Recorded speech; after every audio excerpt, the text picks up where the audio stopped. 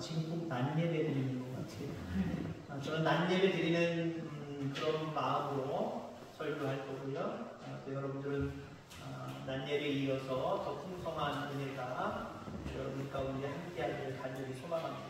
지난주부터 통로에 대한 이야기를 했지요.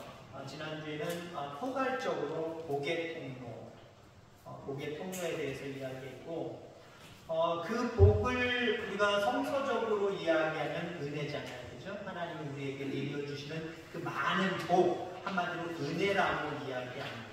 오늘은 은혜의 통로에 대해서 함께 은혜 나누고자 합니다. 하나님의 은혜는 지금 어디에 있습니까? 여러분들을 향해 오는 또 왔던 그 하나님의 은혜는 어디에 있습니까? 우리 어떤 선전에 보면 이 안에 너 있다. 뭐 있죠? 하나님의 은혜는 우리 안에 있는 거예요. 그죠? 우리의 삶 가운데 분명하게 있는 거예요. 하나님의 은혜는 멀리 있지 않습니다. 하나님의 은혜가 멀리 있다고 생각하는 사람들은 은혜의 삶을 살지 못하는 거예요. 그러나 어저께나 오늘이나 또 앞으로도 늘 은혜 가운데 살아가는 사람들은 하나님의 은혜는 늘 내 안에 있다. 내 안에 있다. 그렇게 여러분을 생각하고 믿음 가운데 살아가시기 바랍니다. 내 안에 있다라고 이야기하니까 제가 좀 약간 곁다리로 안에 있다라고 하는 그런 말씀을 다른 걸 한번 드려볼까요? 여러분 삶을 살아가면서 죽겠다고 할 때가 얼마나 많이 있습니까? 그죠? 믿는 우리들의 입술 속에서도 아이고 죽겠다. 남편 때문에 죽겠다. 아내 때문에 죽겠다. 자식 때문에 죽겠다. 돈 없어서 죽겠다. 아파서 죽겠다. 힘들어서 죽겠다. 이거 좀 다르게 표현하시기 바랍니다. 죽게 있다. 속썩이는 남편 죽게 있다. 속썩이는 부인 죽게 있다. 속썩이는 자식, 속썩이는 여러 가지 물질, 모든 관계 다 주 안에 있다. 이렇게 생각하면요, 그렇게 생각할 때부터 마음이 편안해요. 벌써부터 은혜가 임한 거예요. 근데 아이고 죽겠다 그래보세요. 내 안에 은혜가 없는 거예요. 죽겠다는 순간 은혜는 잘 도망가야 되는 거예요. 가까이 오려면 시간 오래 걸려요. 늘 하나님의 은혜가 내 안에 있다, 내 주변에 있다, 내 가까이 있다, 이렇게 생각하는 저와 여러분들 되기를 간절히 소망합니다. 그럼 생각만 하면 은혜가 막 임할까요? 그건 아니죠. 우리가 좀 더 오늘 말씀을 살펴볼 필요가 있어요. 그냥 무조건 내가 세뇌시킨다고, 스스로를 세뇌시킨다고 은혜가 내 안에 있고 은혜가 내 삶 가운데 있는 게 아니라 이렇게 살아야 그 삶을 통해서 이렇게 은혜의 통로가 되어서 내 안에 내 삶 가운데 풍성한 은혜가 있는 겁니다. 이렇게 생각이 되어질 수 분명히 있습니다. 자, 하나님 우리에게 은혜를 풍성히 주시는 분이에요. 은혜를 풍성히 주시는 분이에요. 그냥 은혜를 조금 주시는 분이 아니에요. 풍성히 주시는 분인데 야고보서 4장 6절에 보면 더욱 큰 은혜를 주시나니 라고 말하고 있어요. 그렇습니다. 우리 하나님은 나 부족한데, 나도 없는데 요것만 받아 라고 작은 은혜를 내리시는 분이 아니라요, 우리 가운데 더 큰 은혜를 주시는 하나님이십니다. 어떤 분들이 겸손해서 요 정도 은혜는 난 감사해. 물론 어떤 뭐라 그럴까요? 겸손한 모습으로서의 그런 모습은 괜찮지만 우리 가운데 큰 은혜를 부어주시기를 원하시는 하나님의 그 관점에서 바라보면요, 난 이 작은 은혜도 그냥 만족해. 이거는 하나님 바라보실 때 아니거든요. 야, 나는 큰 은혜 갖고 있어. 너희들이 큰 은혜를 좀 사모해야지. 그만큼 준 은혜 가지고 감사하고 그만큼 준 은혜 가지고 만족하면 되겠니? 라고 말씀하십니다. 하나님 앞에 은혜를 사모하되 더 큰 은혜를 사모하는 저와 여러분들 다 되기를 주님으로 축원합니다. 그러면 오늘 제목의 말씀을 덧붙여서 다른 제목으로 얘기하면 더 큰 은혜의 통로는 무엇일까? 그냥 단순히 은혜가 내 안에 있다, 내 삶 가운데 있다, 이것 가지고 안 된다라고 말씀드렸습니다. 분명히 무엇인가 하나님 마음에 맞는 삶이 있어야 돼요. 그 삶이 있을 때 그 삶을 통해서 그 삶이 통로가 되어서 우리 가운데 더 큰 은혜가 임하는 거예요. 그럼 더 큰 은혜의 통로는 무엇일까? 오늘 본문의 말씀을 통해서 몇 가지를 함께 살펴보고자 합니다. 예배하는 자가 되는 거예요. 은혜는 한마디로 예배를 통해서 우리 가운데 임합니다. 예배 싫어. 그리고 예배 아닌 다른 곳에서 하나님의 복, 하나님의 은혜를 추구한다고 한다면 잘못 찾아가십니다. 여러분이 아프면 거기에 맞는 병원을 찾아가셔야죠. 다방 가가지고 다방 주인한테 나 병 좀 낫게 해주세요. 나 여기 아파요. 보여줘봐야 무슨 소용이 있습니까? 아무 소용이 없는 거예요. 너무 단순한 거죠? 마찬가지로 여러분들, 내가 예배의 삶을 살지 않으면 은혜가 없다라고 생각할 수 있기를 간절히 소망합니다. 이거 너무나도 단순하게, 너무나도 명백하게 우리 속에 각인되어져야 돼요. 예배의 삶을 살지 않으면 나에게 은혜가 없다. 지난주에 얘기를 하면 내가 예배의 삶을 살지 못하면 복이 없다라고 생각하시면 돼요. 그렇습니다. 더 큰 은혜는 예배를 통해서 우리에게 이 마음을 기억하기를 간절히 소망합니다. 46절에 보니까 날마다 마음을 맞춰요 성전에 모이기를 힘쓰고, 앞부분 42절에 보니까 그들이 사도의 가르침을 받아 서로 교제하고 떡을 떼며 오로지 기도하기를 힘쓰니라 라고 말씀하고 있습니다. 이 42절 46절 종합하면 성전에 모이고 기도하고 떡을 떼고, 이게 다 예배를 지칭하는 단어들이에요. 그러니까 초대교회의 성도들은, 초대 예루살렘 교회의 성도들은 예배를 잘 드린 사람들이다라고 볼 수 있어요. 그랬을 때 예루살렘 교회에 정말 풍성한 은혜가 부어짐을 우리는 성경을 통해서 알고 있잖아요. 똑같습니다. 우리 교회 안에, 여러분들 가정 안에, 여러분들 삶 가운데 풍성한 은혜가 임하기를 원하십니까? 여러분 예배하는 자가 되기를 주의 이름으로 축원합니다. 예배를 통해서 하나님을 만나고 예배를 통해서 하나님께로부터 은혜를 받지 못하면 절대로 우리는 복된 삶을 살아갈 수가 없습니다. 그런 면에서 예배는 믿음 생활의 기초입니다. 가장 기본이 되는 거예요. 그럼 예배의 성공자들 다 되어지기를 주의 이름으로 축원합니다. 요한복음 4장 24절에 보면 우리 나눔 예배 때 그 옆에 나와 있는 글귀처럼 하나님은 영이시니 예배하는 자가 영과 진리로 예배할지니라 라고 이야기합니다. 이 말을 간단하게 얘기하면 예배 잘 드려라. 그리고 또 한 가지를 보태면 예배를 통해서 은혜 받아라 그거예요. 여러분 그렇습니다. 하나님에게 예배 잘 드리래요. 왜 예배를 잘 드리라고 얘기합니까? 은혜 받기 위해서. 은혜 받기 위해서. 좀 더 세상적인 속된 말로 얘기하면 복 받기 위해서. 그렇습니다.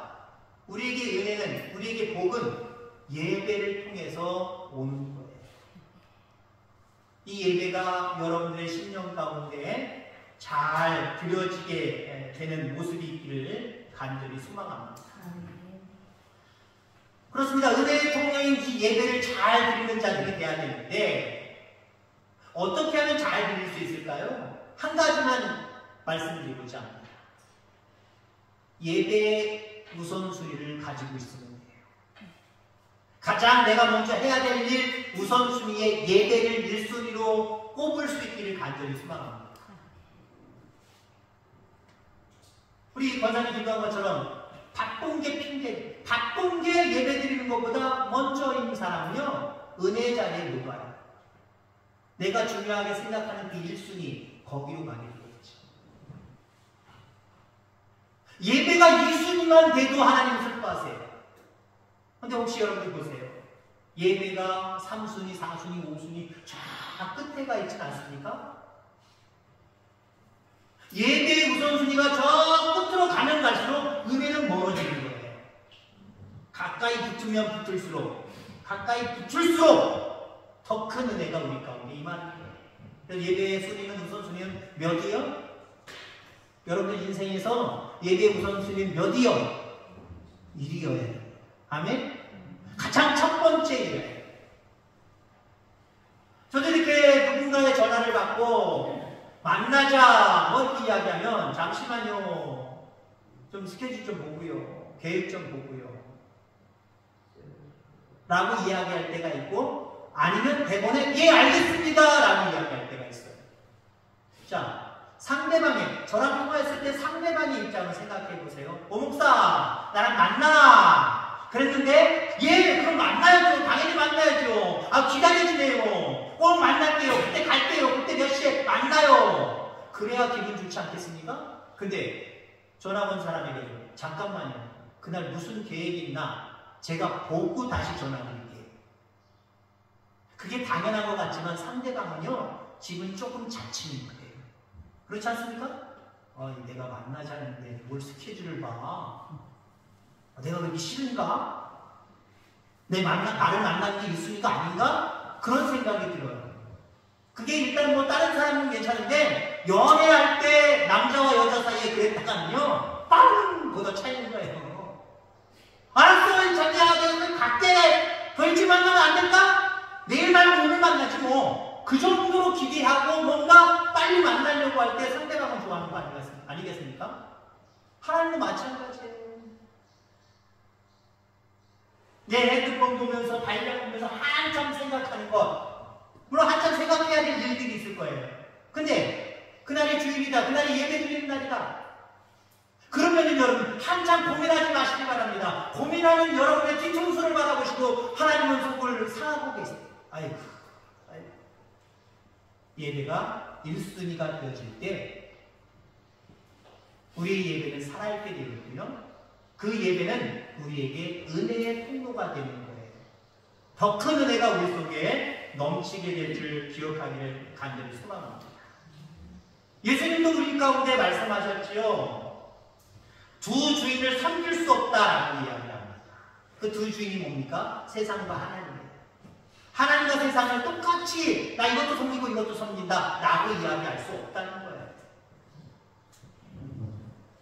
어느 한쪽을 선택해야 될 부분이 있다는 거죠. 그래서 세상보다는 하나님을 선택하는 삶을 우리에게 말씀하고 있습니다.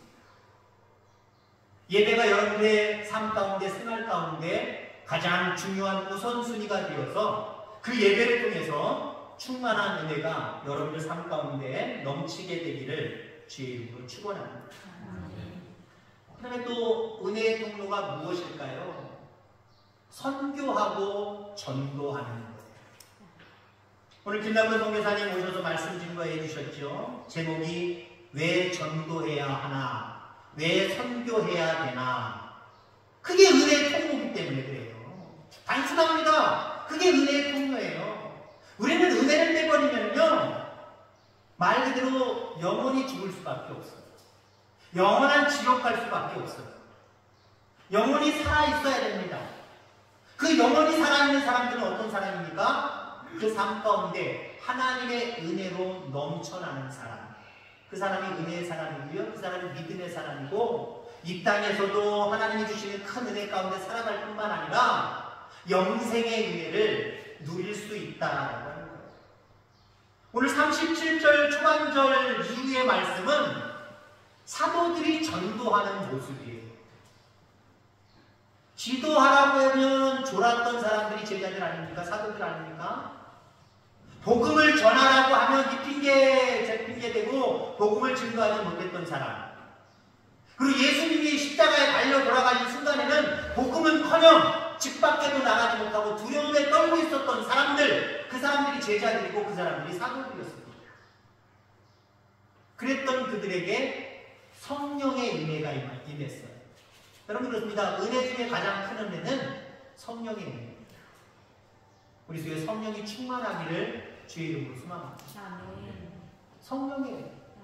제자들이 성령의 은혜를 받으니까요, 사도들이 성령의 은혜를 받으니까 완전히 목숨 걸고 나가서 선교하고 목숨 걸고 나가서 전도하는 모습을 바라보게 됩니다. 지금 오늘 본문의 상황이 예수님이 십자가에 달려 돌아가시고 뭐 그런 상황들 때랑 별반 시간이 많이 지나지 않았어요. 여전히 예수님을 믿는다, 예수님을 따른다, 그러니까 복음을 증거하는 자의 삶을, 복음을 증거하는 자의 모습이 잡혀가는 상황입니다. 돌맞아 죽을 수밖에 없고 예수님처럼 혹시 십자가 짊어지고 극한 형벌을 받을 수 있는 상황들이거든요. 근데 사도들, 제자들의 모습은 성령 받을 때와 받지 않았을 때로 딱 나눠집니다. 시간이 많이 지난 게 아니에요. 예수님의 그 십자가의 고난의 시간과 많이 지난 건 아니지만 이들이 성령의 충만함을 받으니까 깨어 기도하고 있습니다. 그리고 나가서 선교하고 있고요. 전도하고 있는 그런 모습을 보게 됩니다. 오늘 본문 속에 사도들의 전도, 사도들의 선교는 목숨을 건 선교, 목숨을 건 전도예요. 근데 여러분들의 전도는 상황이 어떻습니까? 목숨 걸고 있습니까, 여러분들? 지금 이 시대는 복음 증거하는데 물론 의미적으로는 우리가 목숨을 건다라고 표현합니다만은 실질적으로 목숨을 걸 상황이 아니에요. 옛날에는 어떻습니까? 한 50년 전, 60년 전, 70년 전 우리 가장 연세 드신 분들 어렸을 때 아니면 그 이전에 한번 모습들을 생각해 보세요. 진짜 막 두들겨 맞았어요. 교회 간다고. 그죠? 교회 가도 두들겨 맞았다니까요. 남자들은 남자들대로 가정에서 제사 지내야 될 어떻게 보면은 장손이 남자가 어디 교회를 가냐고 남자라는 일 때문에 맞고요. 여자가 무슨 집안 망치기 있냐고 교회 가냐고 교회 간다고 여러분들 머리 끄댕이 잡아서 머리 막 수십 개 뽑히기도 했고요. 옛날 오시는데 그랬어요. 지금의 모습은요. 교회 간다고 예수 믿는다고 복음을 증거한다고 선교한다고 뭐 두들겨 맞는 시대입니까? 어쩌면 우리는 너무나도 행복한 시대 속에 살아가고 있어요. 근데 오늘 본문의 이 사도들은요, 초대교회 예루살렘 성도들은요, 상황이 우리의 7, 80년 전, 90년 전, 100년 전 그때의 상황과 전혀 달라요. 그것보다도 훨씬 더 심한 상황입니다. 그런 상황 속에서도 목숨을 걸고 선교했고 목숨을 걸고 전도했습니다. 이유는 또 간단해요. 그게 하나님의 은혜가 충만하게 풍성하게 자기들 가운데 교회 가운데 임하는 비결이기 때문에 그렇습니다. 여러분 그렇습니다. 선교는 전도는 하나님의 명령입니다. 해도 되고 안 해도 되는 선택의 상황이 아니라 명령이라는 거죠. 포기할 수 없는 거예요. 며칠 전에 우리가 국회의원 선거 22대 선거를 했습니다마는 국민의 의무 투표권입니다. 그런데 우리는 자유가 있어요. 하든지 말든지. 물론 하는 게 이게 선진 시민이고 온전한 국민의 본분을 다하는 것이지만 우리에겐 자유가 있어요. 안 한다고 해서 뭐 손가락 주장하고 안 한다고 해서 어디 감옥에 갇혀가는 것도 아니잖아요. 복음을 증거하는 것도 마찬가지입니다. 우리에게 너무나도 편한 자유가 있어요. 그 자유를 우리 그리스도인들은요 누리려고 하면 안 돼요. 때를 얻든지 못 얻든지 우리는 전도하고 선교하는 삶을 살아가야 됩니다. 그래야 우리의 삶 가운데 풍성한 복이, 풍성한 은혜가 넘친다는 사실을 여러분들 기억하게 되기를 간절히 소망합니다. 다니엘 12장 3절에 보니까 많은 사람을 옳은 대로 돌아오게 하는 자는 별과 같이 영원토록 빛나리라. 여러분의 가정이, 여러분의 삶이, 여러분들이 별과 같이 빛나는 복된 삶을 살아가기를 간절히 소망합니다. 그 삶은 누구에게 주어진다고요? 많은 사람들을 옳은 대로, 진리, 예수 그리스도께로 인도하는 자들이 얻는다라고 말씀하고 있습니다. 우리는 늘 날마다 잘 되기를 원하잖아요. 늘 잘 되기를 원하잖아요. 뭔가 풍성한 복, 풍성한 은혜 속에 살기를 원하잖아요. 그렇다고 한다면 전도는 어쩌다 간혹가다 뭐 1년에 하나, 한 차례 이게 아니라 늘 우리의 입술이 열려있는 이상 우리의 입을 열어서 주변의 많은 사람들에게 늘 복음을 증거하며 살아가는 복음 전도자들이 다 되어지기를 주의 이름으로 축원합니다. 자, 마지막으로 우리가 어떻게 풍성한 은혜를 누릴 수 있겠습니까? 교제하는 자가 되어야 됩니다. 초대 예루살렘 성도들은 예배를 드릴 때, 기도를 드릴 때 예배 드리고 기도한 것 요걸로 딱 끝나는 게 아니에요. 예배 드리고 난 다음에 기도하고 난 다음에 그들은 늘 교제가 있었어요. 어쩌면 예배에 여러 가지 하나님 기뻐하시는 여러 가지 요소가 있는데 우리는 예배 드리는 거, 기도하는 거, 찬송하는 거, 때로는 전도하는 거, 이건 되게 중요하게 여기는 것 같아요. 근데 우리가 서로 교제하는 것, 이것에 대해서는 너무 가볍게 생각하는 것 같아요. 이건 하는 사람만 하는 거고, 뭐 앞에 거 다 했으니까 요거는 내 맘 아니겠느냐.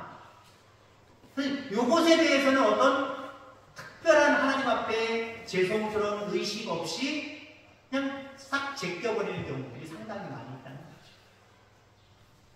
예배랑 똑같을 수는 없겠지만 예배만큼 교제도 중요해요. 예배만큼 교제도 중요해요. 44절, 45절에 보니까 믿는 사람이 다 함께 있어 모든 물건을 서로 통용하고 또 재산과 소유를 팔아 각 사람의 필요를 따라 나눠준다라고 이야기를 합니다. 서로 돕고 하나 되는 교제가 초대교회에 있었다라는 거예요. 이렇게 교제가 있을 때의 결과를 46절, 47절에 말하고 있어요. 날마다 마음을 같이하여 성전에 모이기를 힘쓰고 집에서 떡을 떼며 기쁨과 순전한 마음으로 음식을 먹고 하나님을 찬미하며 또 온 백성의 칭송을 받으니 주께서 구원받는 사람을 날마다 더하게 하시니라. 아멘. 성전에 모이고 집에서 떡을 떼고 성전과 집을 구분하고 있지만 어느 것이 중요하냐? 이걸 얘기할 수 없다는 거예요. 성전에서 하는 일들 여러분 많아요. 예배하고 기도하고 찬송하고 말씀 듣고 우리가 흔히 생각하는 흔히 중요하게 여기는 예배의 요소들. 교회에서 하는 일들이지. 그 집에서 하는 건 뭐예요? 물론 여기서 하는 부분들도 집에 가서 개인적인 예배를 여러분들이 드릴 수가 있어요. 교회 외에 그리고 우리가 이야기하는 정기적인 그 예배 시간 외에 성도들끼리 서로 모이는 모든 것들을 여기서 집에서라고 하는 표현으로 묶어놓고 있는 거예요. 성전에서 할 수 있는 일 말고도 성전 밖에서 나가서 할 수 있는 일들 중요하다라고 말씀하고 있습니다. 교회를 두 가지 교회로 신학적으로 구분할 수 있습니다. 모이는 교회, 흩어지는 교회. 이 성전에 말로 모이는 거예요. 모이는 거는 뭔가 죄의식을 느끼고 뭔가 열심히 해야 되겠다.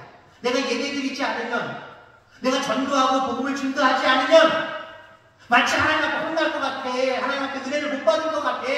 그런 어떤 마음을 가지고 귀하게 여겨요. 모이는 예배는 귀하게 여겨요. 모이는 교회로서의 역할은 여러분들이 충실히 열심히 감당하려고 합니다. 좋습니다. 괜찮습니다. 더 여러분들에게 그것이 강조되기를 간절히 소망합니다. 그런데 우리가 흩어지는 교회, 축도 마치고 주기도 못 마치고 야 가자! 이럴 때는 왜 이렇게 빠르세요? 교회 올 때는 내가 그렇게 천천히 오시다가 끝나는 시간, 마지막 오후 찬양회 끝나고 청소 끝나는 거 쫙 가는 시간은 참 빠르신 것 같아요. 여러분 개인적으로 한번 시간을 재보시기 바랍니다. 내가 교회에 오는 시간과 내가 예배 마치고 집으로 가는 시간과 어떤 발걸음이 더 가볍고 더 빠른가? 뭐 빠르다, 가볍지 않다, 가볍다 이게 중요한 건 아니에요. 물론 예배 드리고 가기 때문에 하나님 만나고 가기 때문에 여러분의 발걸음이 가벼워서 빨리 갈 수는 있어요. 근데 여러분 혹시나 모이는 교회로서의 모습은 중요한데 이제 예배 다 드렸으니까 하나님 앞에 내가 할 거 다 했으니까 이제 세상으로 돌아가자 하고 그런 어떤 세상적인 세속적인 마음만 가지고 발걸음이 가볍고 빨리 갈 수 있다고 한다면, 빨리 간다고 한다면 그건 문제가 돼요. 하나님께서 슬퍼하실 만한 요소가 될 수 있다는 거예요. 우리는 모이는 교회로서의 삶도 잘 살아야 되지만 그 외에 모이는 교회 말고 이제 흩어져서 우리의 삶이 더 하나님 앞에 아름다워야 됩니다. 앞서도 우리 선교사님은 말씀하셨지요. 선교하고 전도하는 거 중요한 거 모르는 사람 없다. 그거 하겠다고 다짐하고 고백하고 열심히 하려고 한다. 근데 그렇게만 생각하고 알고만 있지 가라! 가는 사람이 없다. 세상을 향하여서 흩어지는 교회로서 가서 그 모든 모습들을 충실하게 해가는 사람들이 없다. 그 말씀을 했잖아요. 이게 하나님의 마음입니다. 은혜 받겠다고 은혜 사모하고 모일 때는 열심히 모이고 뭔가 의미를 두고 모여서 잘하긴 하는데 흩어져서는 참된 그리스도인의 모습이 안 보인다는 거예요. 세상 사람들과 똑같다라고 하는 거예요. 여러분, 우리의 성도의 교제, 또 이웃과의 교제 대단히 중요한 거예요. 저는 교회에서 앞으로 이제 나들이 갈 기회도 있고 벌써 치렀습니다만은 장례를 치를 때도 있어요. 교인들 모시고 가서 같이 예배 드릴 때가 있어요. 저야 늘 게 주의 종이니까 성경 찬송가 늘 끼고 다닙니다만은 여러분 끼고 다니신 게 제일 가장 바람직해요. 근데 거기 유족들 있잖아요. 유족들 위로하러 가는 거잖아요. 유족들이 경험 없는데 믿음 없는 사람들은 당연히 성경 찬송가 집에도 없고요. 또 집에 있는 사람은 있지만 내 가족이 누군가가 돌아가셨기 때문에 장례제식장으로 가야 되는데 누가 성경책 해주고 뭐합니까? 이번에 우리 장모님 돌아가셨을 때도 둘째 그 처남은요 그냥 입는 옷 그대로 입고 집에 있었음에도 불구하고 갈아입고 있는 것이 아니라 입는 옷 입고 뭔가 대절한 그 차 타고 여기까지 쫙 내려갔어요. 그냥. 그리고 여기 있는 거 다른 형제들은 자기 옷 입었는데 여기 있는 거 빌려서 입었어요. 경황이 어딨습니까, 여러분, 유족들이. 그러니까 그 유족들 위주로 저는 이렇게 유인물들을 뵐 수 있는 준비를 해요. 우리 교인들도 준비됐으니까 무거운 성경 찬송 가방 들고 다니는 것도 의미 있지만 가장 의미 있다 그랬어요. 그렇지만 그거 하나 가져가서 나머지는 얼마나 좋아요. 거기에 순서 다 있고 찬송 다 써놨고 설교 내용은 안 써놨지만 설교 본문과 제목 다 적혀있고 그대로 샥 진행하면 돼요. 나들이 갈 때 예전엔 다 성경 찬송을 가져가셨죠? 교회에서 야외 예배 드린다 그러면 성경 찬송 다 끼고 가셨어요. 저는 권장하지 않습니다. 저는 권장을 하지 않아요. 같이 가신다면 제가 말릴 생각은 없습니다만 권장을 하지 않아요. 역시 또 유익을 다 해서 가져가서 다 보면 거기 아무렇게나 버리면 안 되니까 다 모아가지고 다시 교회 와서 회개 철고 나면 되는 거고요. 거기 가서는 뭐에 집중해야 돼요? 갔으니까 물론 하나님을 예배 드리는 걸 우선순위여야 되고요. 교제예요, 교제. 특별한 사람들만과의 관계 교제가 아니라 이 사람 저 사람과도 또 얘기하고 같이 먹고 같이 이거 구경하고 하면서 교제는 아닌 거예요. 근데요, 제가 목회했던 곳 중에 한 곳에 어떤 권사님이요. 제가 이렇게 다 준비하고 가니까 제가 그렇게 얘기하거든요. 목사님, 성경 찬송 가져가야 돼요? 가져가실 분들 가져가세요. 근데 순서 지금 다 있으니까 그냥 좀 무겁다, 번거롭다라고 하시는 분들, 아니면 성경 찬송가 보통 2개가 있으셔서 교회에 놓고 가시고 집에 있으신 분들 있잖아요. 또 교회 왔다가 또 놓고 가시고 하고 중간에 오다가 내리실 분들 안 가져가셔도 돼요. 그런 말을 제가 하거든요. 그 권사님 그렇게 얘기해요. 어디 나들이 갔나? 안 간대요. 왜 안 가세요, 권사님? 왜 안 가세요? 그 권사님이 얘기해요. 아이고, 거기 가면 성경 찬송가도 가져가지고 다니는 곳인데, 뭐해로 가요? 안 가요. 그 예배는 드리잖아요. 순서주까지 가서 예배는 드리잖아요. 성경 찬송가가 펼치고 예배 드려야 예배고, 유인물 가져가서 예배 드리는 예배가 아닌가요? 그래, 성경 찬송가 안 가져가고, 놀러 가는 거잖아요. 놀러 가는데 놀러 가는 거. 안 그래, 그럴 시간 없어요. 안 가시죠. 그것도 일종의 예배입니다. 흩어져서 우리가 드려줘야 될 예배예요. 교제는 흩어져서 드리는 예배입니다. 물론 교회 안에서도 교제가 있어요. 성도 간에 코이모이와 교제가 있어요. 함께 밥을 먹는 거 중요해요. 특별한 사정이 있어서 가시는 분들 있어요. 어떤 분들 다 모여서 밥을 먹었으면 좋겠는데 저도 요번에 신방하면서 알았어요. 어떤 분은요, 심한 당뇨가 있어서 아무 음식이랑 못 먹어요. 집에 있으면서도 같은 식구들끼리 같은 반찬에 같은 밥 못 먹고 자기 것만 따로 해서 따로 먹는 분들이 있어요. 아, 그래서 안 되셨구나. 요번에 이해가 됐어요. 강요하지 않아요.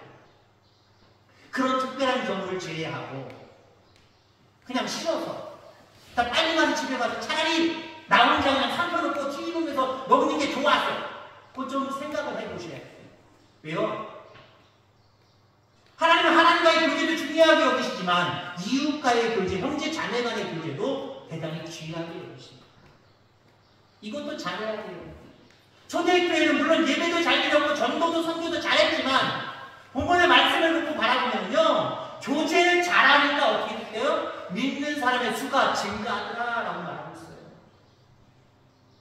이 말씀의 순서를 어떻게 그냥 그렇게 집어서 어떻게 그렇게 해석하십니까? 라고 해서 제가 드릴 말씀은 없습니다만은, 교제했더니 믿는 자들의 수가 더하더라.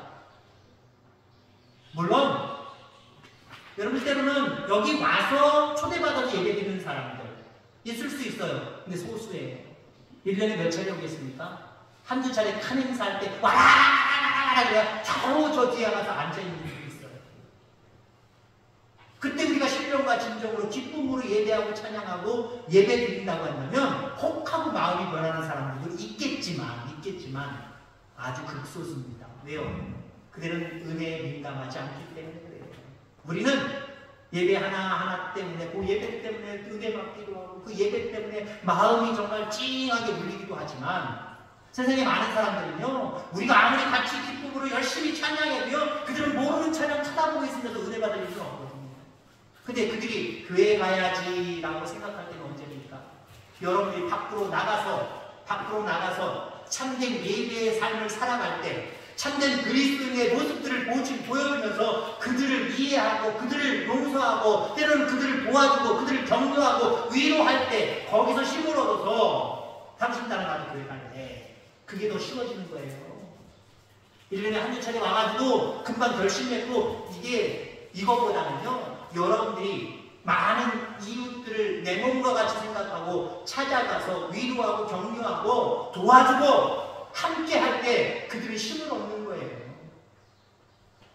하나님 그걸 원하십니다. 그러면 교제할 때 그들 마음속이 더 기뻤어요, 사실. 여러분들 마음이 먼저 기뻐지기를 주의 이름으로 축원합니다. 은혜의 통로의 삶을 살아가다 보니까 하나님이 무엇인가 나에게 내려주기 이전에 내가 기쁨의 삶을 삽니다. 물론 그것도 하나님의 은혜지만 내가 먼저 기뻐지고 내가 먼저 행복해지는 것. 그렇습니다. 기쁨이 없고 행복이 없으면요, 신앙생활도 짜내는 신앙생활밖에 안 돼요. 여러분들 가운데 참된 기쁨이 회복되길 바랍니다. 하나님과의 교제가 살아있어야 되고요, 지체들 간의 교제가 살아있어야 돼요. 그럴 때 교회 와도 하나님 보고 싶어서 왔기 때문에 기쁨이 있고요, 누구 집사님, 누구 권사님, 누구 장로님 보고 싶어서 왔는데 보니까 참 기쁘다. 그게 있어야 말씀 시간에도 예배 시간에도 은혜 받는 거예요. 하나님 우리에게 은혜를 주시되 풍성히 주시는 하나님이십니다. 이 은혜를 예배를 통해서, 전도와 선교를 통해서, 교제를 통해서, 이 통로들을 통해서 풍성히 누리는 저와 여러분들 다 되어지기를 주의 이름으로 축원합니다. 하나님 아버지 감사합니다.